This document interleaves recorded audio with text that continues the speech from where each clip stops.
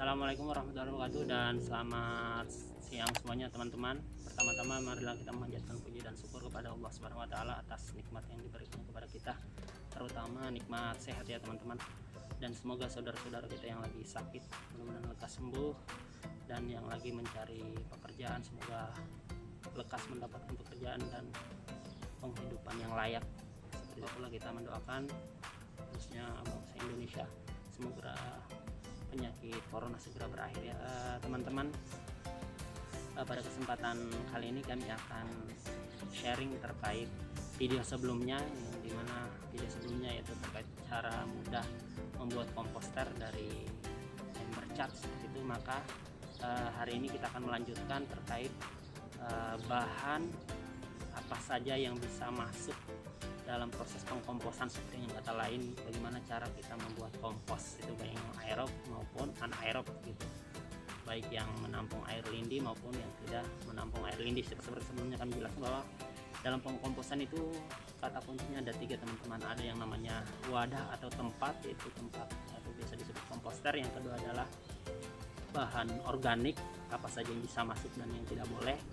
Dan yang ketiga yaitu aktivator atau mikroorganisme lokal yang bisa membantu dalam proses pengkomposan itu sendiri atau dalam proses fermentasi. Dan jangan di skip ya teman-teman supaya tidak gagal paham atau ada yang terlewatkan seperti itu. Oke, kita langsung saja. Rumput-rumput bekas pemangkasan rumput di tempat kita. Nah, seperti ini teman-teman bisa dijadikan kompos sebagai sumber nitrogennya, yang karena ini berwarna green hijau ya. Ini kita kumpulkan teman-teman, ambil saja. Jadi kalau teman-teman punya rumput di rumah dipotong seperti ini ya, nggak usah dibakar ya teman-teman, bisa dijadikan sebagai salah satu bahan organik untuk membuat kompos.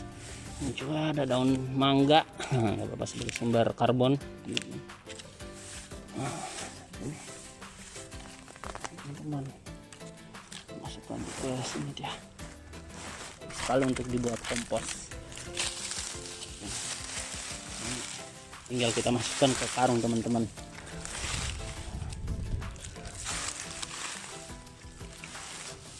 Karung ini bisa sebagai sumber karbon. Kalau yang hijau seperti ini kan sumber nitrogen teman-teman. Kalau yang seperti ini sebagai sumber karbonnya. Apa-apa di mix aja masuk ke dalam. Ya, rumput-rumput juga teman-teman seperti ini bisa masuk. Ini sangat banyak sekali. Ada daun singkong nih yang sudah kering, sangat baik sekali untuk dibuat kompos. Jangan dibakar ya teman-teman. Jadi ini kita kumpulkan lagi.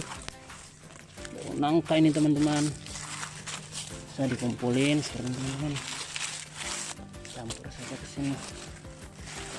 Wah, nangkanya sudah besar-besar teman-teman. Sengaja dibungkus seperti ini teman-teman supaya serangga tidak mudah menyerang. Wah, udah tua teman-teman. Dikit lagi ada yang matang. Nangkanya cukup besar-besar. Pada kesempatan hari ini kita akan mempraktekkan bahan-bahan apa saja yang boleh masuk dalam komposter kita seperti itu teman-teman, baik yang aerob 2 ini sama anaerob teman-teman. Oke, jadi seperti sebelumnya kami menjelaskan bahwa ada 3 hal yang paling utama dalam pembuatan kompos itu sendiri teman-teman. Yang pertama itu wadah atau tempat atau biasa disebut komposter teman-teman. Komposter itu banyak sekali teman-teman. Ada yang terbuat dari ember, dari drum, ada yang dari mungkin dibuat khusus dari karung dan sebagainya. Tapi yang paling mudah bisa menggunakan ember seperti ini teman-teman, barang bekas seperti ini, ember cat. Nah, seperti itu. Nah, setelah yang kedua aktivator teman-teman atau mikroorganisme lokal atau bakteri pengurai. Atau pengurai ini bisa mempercepat ini teman-teman. Mempercepat penguraian seperti itu. Sebenarnya bahan-bahan yang ini pun sebenarnya tanpa bakteri pengurai pun bisa gitu. mengurai, tapi prosesnya sangat lama. Jadi untuk membantu supaya cepat penguraian dalam proses penguraian menjadi kompos, maka kita membutuhkan yang namanya aktivator teman-teman, atau bakteri pengurai atau mikroorganisme lokal.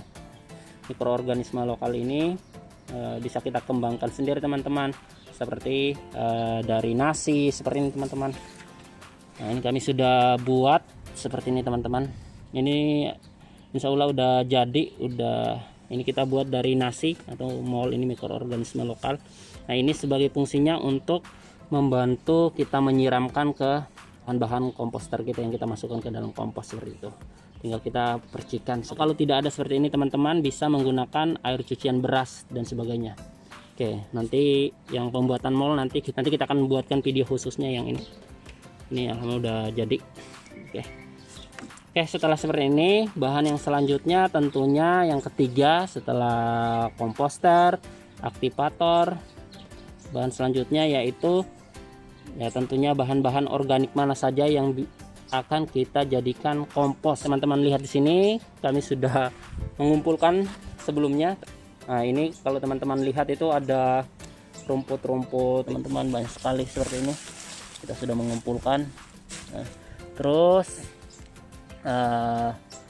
ini teman-teman, nah seperti buah jambu, nah seperti ini teman-teman, yang sudah jatuh dimakan burung seperti ini teman-teman, kelelawar.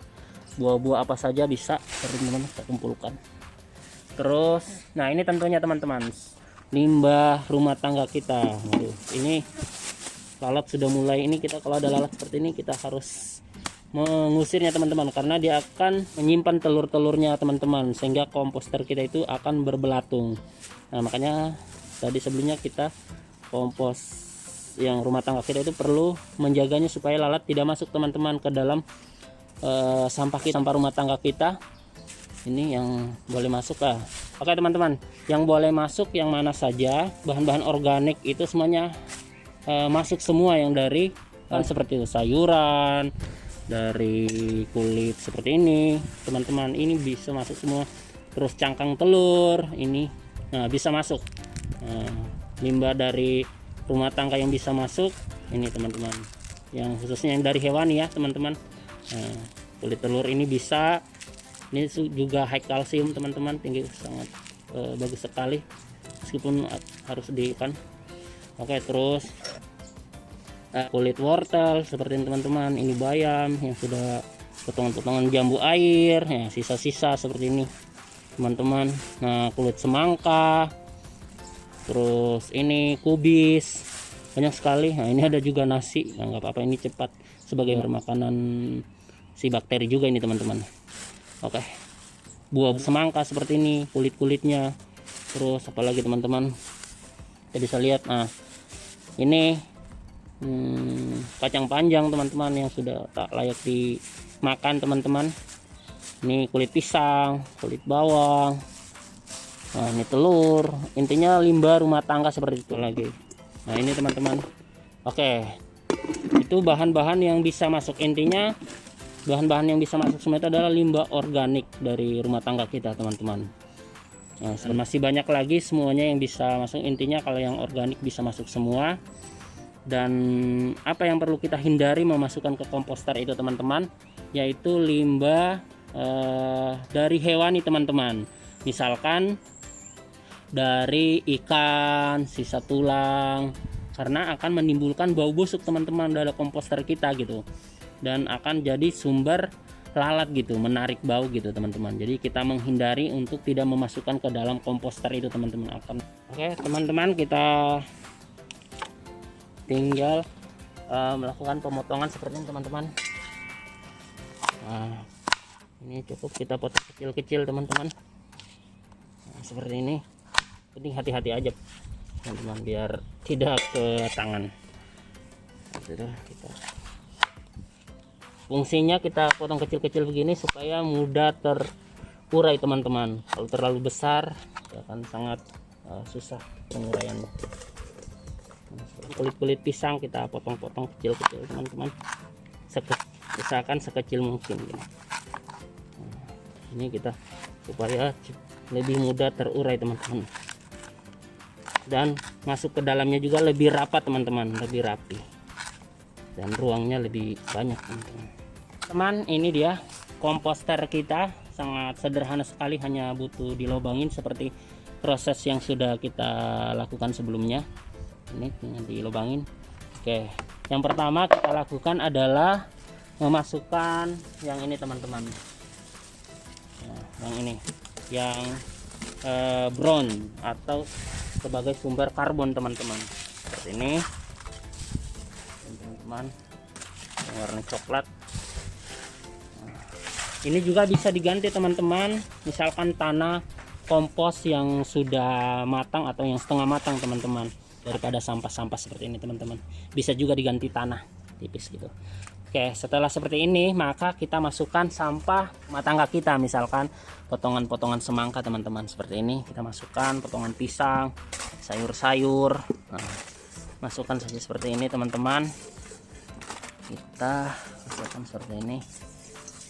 Nah, seperti itu teman-teman. Terus kita masukkan lagi yang brownnya teman-teman. Nah, kita seperti ini teman-teman. Setelah seperti itu kita tumpang tindihkan lagi, ya misalkan kita taruh rumput-rumput, ini kan sebagai sumber nitrogen juga teman-teman. Nah, masukkan sini. Setelah itu nah kita butuh yang namanya mol teman-teman, atau aktivator kita butuh untuk dipercikan ke atasnya teman-teman. Sebagai aktivatornya, percikan saja biar ini sebagai pengatur kelembaban juga teman-teman. Kalau terlalu kering nanti proses penguraiannya itu akan lambat teman-teman, jadi harus lembab gitu. Tapi kalau mbak ininya kita masukkan lagi daun-daun teman-teman, daun-daun seperti ini. Nah, ini kita masukkan, ada buah-buah juga kita masukkan ke sini. Limbah-limbah ini teman-teman kita masukkan. Nah, usahakan dipotong-potong bisa teman-teman. Yang dihindari adalah memasukkan plastiknya teman-teman. Selain tadi plastik juga disarankan untuk tidak memasukkan karena tidak akan terurai teman-teman. Nah, ini buah-buah pepaya nih seperti ini kita masukkan seperti ini teman-teman. Oke, limbah-limbah seperti ini. Setelah itu kita masukkan lagi yang hijau teman-teman. Ini teman-teman. Terus kita masukkan lagi limbah seperti ini. Limbah-limbah. Ini adalah bekas ubi jalar atau ubi rambat teman-teman. Ini juga kita masukkan teman-teman. Nah, plastiknya jangan sampai dimasukkan teman-teman. Kulit bawang juga. Wah, ternyata ada pisangnya teman-teman. Nah, pisangnya ini masih bisa, jangan dimasukkan teman-teman, ini masih bisa dimakan. Masuk. Ini daun-daun teman-teman. Ini lagi sampah-sampahnya kita masukkan teman-teman. Ini kita perlu kecilin teman-teman. Bonggol-bonggol sawi putih, telurnya ini kita timbun lagi ini sama. Wah, bekas-bekas buah begini teman-teman yang gugur, masukkan aja sini teman-teman. Nah, nggak apa-apa dipotong-potong dulu. Setelah seperti ini teman-teman, tinggal kita siram lagi aktivatornya teman-teman, biar lembab sedikit. Oke teman-teman, kalau sudah seperti ini perlu kita mengecat setiap 3 hari atau sampai 1 minggu dalam sekali gitu. Kita cek karena dia akan menyusut. Kalau menyusut maka kita perlu menambahkan sampah-sampah organik kita. Sudah cukup teman-teman, tinggal kita letakkan ke bawah pohon teman-teman. Kita tutup. Oke, kita tutup rapat dan kita letakkan ke, karena ini adalah komposter aerob yang tidak kita panen air lindinya atau POC nya, kita letakkan ke pohon mangga kita teman-teman. Nah, kebetulan pohon mangga kita ini lagi persiapan berbunga teman-teman, tuh berbunga. Alhamdulillah teman-teman, lihat buahnya luar biasa ini si mangga. Jadi supaya nutrisinya terpenuhi, nah kita bisa letakkan ini, karena di dalamnya juga cukup teduh teman-teman. Seperti ini teman-teman. Nah, kita masukkan ke pohon sini teman-teman. Kita letak seperti ini. Nah, insya Allah udah aman ini. Nanti kalau kita mau menambahkan tinggal kita masukkan ke sini teman-teman. Kalau seperti ini teman-teman, supaya si pohon mangganya ini mendapatkan nutrisi dari air lindi atau VOC yang keluar dari komposter kita ini teman-teman. Oke, membuat seperti ini maka kita akan sangat irit teman-teman, tidak harus membeli pupuk seperti ini. Insya Allah mangganya akan tambah subur dan tentunya pasti buah-buah mangga itu terpenuhi nutrisinya. Apalagi ini mangganya alhamdulillah berbuah terus ini teman-teman. Itu belum dipanen sudah berbunga lagi teman-teman di atas. Jadi sangat luar biasa. Mudah-mudahan mangganya mendapatkan manfaat dari komposter ini teman-teman. Oke, dan ngeletaknya di mana saja yang penting cukup teduh seperti itu, kita letakkan di situ teman-teman. Oke, itu terkait komposter yang aerob yang tanpa memanen air lindinya, jadi bisa disimpan di luar ruangan seperti itu teman-teman. Lanjut lagi yang tadi komposter yang aerob yang tanpa memanen air lindi. Oke, yang ada ini tinggal komposter aerob yang memanen air lindi sama komposter anaerob yang memanen air lindi atau VOC nya nanti. Oke, pada prinsipnya dalam penyusunan bahan tadi sama semua, mau aerob mau anaerob sama saja teman-teman, jadi tidak ada perbedaan. Jadi kita tinggal menyusun secara layer atau tumpang tindihkan seperti teman-teman, antara yang brown sama green atau yang warna coklat maupun yang warna hijau, itu harus disusun secara teratur teman-teman, supaya bisa penyebaran daripada suhu juga sama pengkomposannya itu lebih cepat teman-teman. Jadi suhunya lebih merata. Oke, jadi nggak ada perbedaan, cuma perbedaannya ini kita bisa memanen air lindinya teman-teman. Jadi kita tinggal baik yang ini teman-teman. Nah seperti ini sama juga teman-teman. Jadi tinggal kita tumpang tindihkan, nyusun ke dalam ini teman-teman. Yang sampah-sampahnya tadi sama persis sebelumnya yang kita sudah susun. Jadi tinggal kita masukkan seperti tadi, tumpang tindihkan sampai full teman-teman. Kalau misalkan teman-teman belum sampai banyak, ya bisa diisi setiap hari atau setiap saat ketika sudah ada sampahnya bisa dimasukkan dan ditutup kembali. Oke, yang ini kebetulan kami sudah membuat sebelumnya, sudah umur 5 hari teman-teman. Jadi kita tinggal lihat seperti apa sih teman-teman perbedaannya. Kalau yang tadi kan tidak memanen air lindinya teman-teman. Nah, kita akan melihat air lindinya teman-teman yang kita sudah siapkan. Kebetulan sudah ada kompos yang kita sudah sementara proses. Oke teman-teman, ini adalah komposter yang sudah sementara berproses, komposter aerob atau menggunakan dengan bantuan sirkulasi udara dalam proses fermentasinya atau dalam proses pengkomposannya teman-teman. Nah ini sudah berproses sekitar 5 hari teman-teman. Kita lihat dalamannya teman-teman, kita coba buka. Ini hangat teman-teman, insya Allah semua berhasil teman-teman, tapi dalam proses percepatannya itu ini hangat, agak hangat teman-teman. Kalau kita buka seperti ini teman-teman, nah itu dia. Dan kemarin kita isi ini full sebenarnya teman-teman, full, tapi sudah menyusut karena di dalamnya ada sampah-sampah potongan-potongan sayur teman-teman. Jadi sudah menyusut dan kita akan menambahkan lagi teman-teman. Nanti kita akan tambahkan teman-teman. Kalau menyusut seperti ini tinggal kita menambahkan sampahnya lagi teman-teman. Kalau ada sampah rumah tangga atau rumput-rumput yang hijau seperti ini teman-teman, nah kita tambahkan lagi teman-teman, karena ini setiap dia akan mengalami penyusutan teman-teman. Nah tambahkan seperti ini dan kita tumpang tindihkan teman-teman. Ada sampah-sampahnya, nah seperti ini teman-teman. Jambu masukkan saja teman-teman, dan kita percikan lagi air aktivatornya atau molnya teman-teman. Kita taburkan secara merata sini sih. Bagusnya kalau ada spray, di spray teman-teman biar lebih cukup. Ini baunya seperti tape teman-teman. Ini padahal baru 10 hari teman-teman. Umurnya tanggal kita buat ini tanggal ini teman-teman, tanggal 8 teman-teman, tapi baunya udah kayak tape teman-teman. Oke, brown seperti ini teman-teman. Tambahkan biar tidak terlalu panas teman-teman. Setelah itu kita tutup lagi teman-teman. Kita tambahkan lagi sedikit, tambahkan ini teman-teman. Nah, biar membantu sedikit aja teman-teman.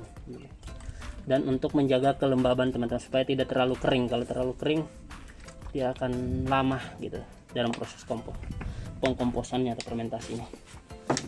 Oke, setelah itu kita tutup lagi teman-teman. Kalau teman-teman tidak langsung full, jadi setiap saat bisa ditambahkan teman-teman seperti ini. Dan ini akan menyusut lagi teman-teman seperti ini. Kalau sudah teman-teman, nah ini dia teman-teman yang paling penting, kita akan memanen air lindinya teman-teman. Kelebihan dari komposter seperti ini yang sistem mempunyai saringan di dalamnya, maka kita akan memanen dua, yaitu selain dari komposnya itu sendiri, maka kita bisa memanen POC nya atau pupuk organik cair atau biasa disebut air lindi teman-teman. Ini fungsi selang ini sudah melihat teman-teman indikatornya, ini air lindinya sudah sampai segini. Nanti kita akan manen ke dalam botol ini yang kita akan aplikasikan ke tanaman cabai atau tanaman sayur-sayuran kita yang ada di kebun kita teman-teman. Nah, prosesnya jadi tinggal kita buka seperti ini teman-teman, dan ini kita cabut teman-teman. Nah, tinggal kita masukkan teman-teman seperti ini. Nah teman-teman, air lindinya sudah cukup banyak teman-teman tuh. Nah ini kelebihannya kalau komposter seperti ini, dan kelebihan yang lainnya kita bisa letak dalam rumah atau dekat tempat pembuangan sampah kita seperti ini. Jadi setiap saat kita bisa memanennya teman-teman, dan kita aplikasikan ke tumbuhan kita atau tanaman-tanaman kita, khususnya sayur-sayuran. Jadi ini bisa berguna sebagai pupuk organik cair teman-teman. Lihat air lindinya sangat, wah ini sangat banyak sekali teman-teman. Nah ini kelebihannya kalau kita buat seperti ini teman-teman. Lindinya cukup banyak teman-teman. Oke teman-teman, air lindinya masih sangat banyak sekali. Tadi seperti ini masih setengah nih teman-teman. Kita sudah mendapatkan 1,5 liter atau 1500 ml teman-teman. Nanti kita akan aplikasikan ke tanaman cabai kita sama sayuran teman-teman. Dan ini perbandingannya nanti kita akan aplikasikan. Misalkan ini 1 liter, bisa kita aplikasikan ke 10 liter air untuk menyemprotkan ke tanaman kita. Dan wanginya nih, wangi sayuran teman-teman, ini sangat baik sekali untuk tanaman kita sebagai pupuk organik cair teman-teman. Nanti kita akan manennya lagi kalau kita mau gunakan teman-teman. Cukup hari ini saja kita cukup ini, nanti kita akan semprotkan ke tanaman kita, ke cabai kita, supaya cabai kita bisa subur dan menjadi cabai organik teman-teman. Wah air lindinya seperti ini teman-teman. Wah seperti itu teman-teman. Ini untuk pengaplikasiannya nanti kita akan campurkan dengan air teman-teman. Jadi jangan langsung disiramkan kepada tanaman, karena kemungkinan akan layu seperti itu teman-teman, dan akan berlebihan seperti dosisnya. Jadi kita perlu mencampurkan air ukuran seperti ini 1:10 sampai 20 gitu, atau ini kalau 1,5 liter maka kita bisa mencampurkan air sampai 15 liter gitu, atau sampai 20 atau 30 liter seperti itu teman-teman, untuk diaplikasikan sebagai pupuk organik cair.